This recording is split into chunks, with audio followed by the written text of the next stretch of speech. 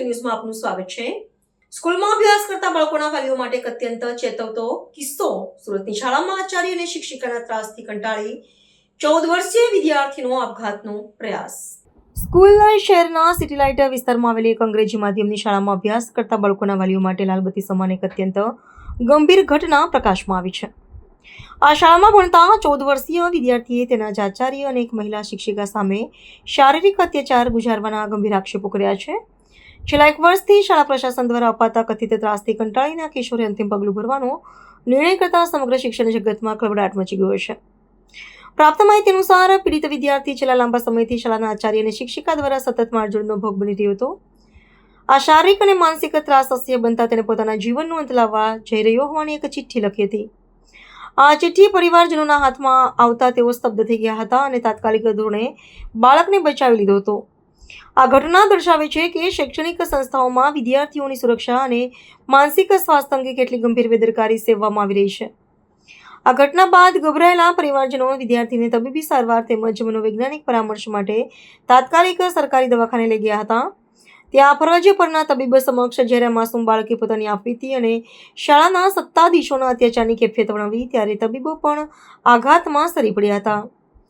આ સમગ્ર મામલે હવે કાયદાકીય કાર્યવાહી હાથ ધરવામાં આવે તેવી શક્યતા છે અને શિક્ષણ વિભાગ દ્વારા પણ આ ગંભીર ઘટનાની સઘન તપાસ થાય તેવી લોકમાંગ ઉઠી છે। નમસ્તે દર્શક મિત્રો, લોકભારતી મંડળનો ટ્રસ્ટી અને પ્રમુખ હું દિનકરભાઈ નાયક છું।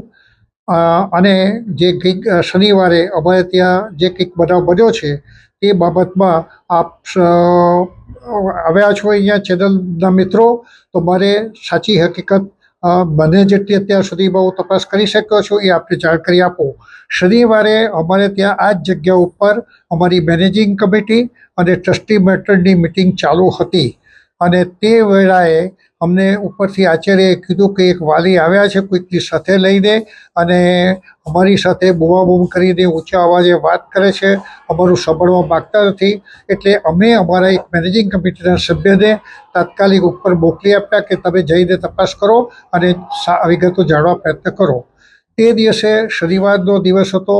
અમારી મિટિંગ લાંબી ચાલુ હતી કારણ કે અમારી 10 વાગે મિટિંગ હતી, એટલે 10 વાગે સ્ટાર્ટ થાય ત્યાર પછી અમારે પહેલી ટ્રસ્ટી મંડળ અને પછી અમારી મેનેજિંગ કમિટીની મિટિંગ હતી, એટલે અમને ટાઈમ ગયો। એ દરમિયાનમાં શાળા છૂટી જવાથી આચાર્ય અને શિક્ષકો અને વિદ્યાર્થીઓ બધા ચાલી ગયા હતા। પણ શનિવારે રાત્રે મેં આચાર્યશ્રીને ફોન કરીને વિગતો જાણવા માટે પ્રયત્ન કર્યો અને એમને એવું કહ્યું કે તમે સોમવારે સવારે હું 10:15 થી 10:30 આવી જઈશ, તમે સ્કૂલ પર આવી જાઓ અને મને આવીને મળો અને બધી વિગતો તમારી પાસે અત્યાર સુધી જે તમારે કહો છો એ બધું લઈને તમે આવી જાઓ। એટલે એ વિદ્યાર્થી છે, કેટલા ધોરણનો વિદ્યાર્થી? ધોરણ 8નો વિદ્યાર્થી। આવું કરવાનું કારણ શું હતું? હા, હવે આ વિદ્યાર્થી વર્ગમાં તે વેળા બી તોફાન કરતો હતો અને 2025માં એમના વાલીને પણ 2-3 વાર બોલાવવામાં આવ્યા હતા। આમ તો પેરેન્ટ્સની સાથે મિટિંગ થાય ત્યારે વાલી ઘણીવાર હાજર રહેતા નહીં હતા, પણ એમને સ્પેશિયલી બોલાવવામાં પણ આવ્યા હતા અને વાલીને બી ખબર આપવામાં આવી હતી। એટલે વાલીએ એવું કીધું હતું કે હવે અમારો બીજી વાર આવી ભૂલો નહીં કરશે।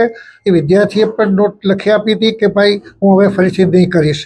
હવે જે કોઈક અત્યારે સુસાઇડ નોટની વાત તો ચાલે છે એ અમારે તો સ્વાભાવિક રીતે વાલી લઈ ગયા છે એટલે અમારી પાસે નથી, જોવા નથી આવી, પણ આચાર્યશ્રીએ કીધું કે આ નોટ્સ મેં જોઈ છે અને આ વિદ્યાર્થીના જે હસ્તાક્ષરો છે નોટબુકમાં તે અને એ વિદ્યાર્થીએ 2025માં તોફાન કરતાં જે લખી આપેલું છે તે ના અક્ષરો જોતા એ બંને અક્ષરો તદ્દન જુદા છે અને આ છોકરાનું કેલિબર અમે જે પ્રમાણે જાણીએ છીએ તે પ્રમાણે જોતા આ જે સુસાઇડ નોટ લખાઈ છે એ કોઈક બીજાએ જ લખી આપી હોય એવું ચોક્કસ દેખાય છે।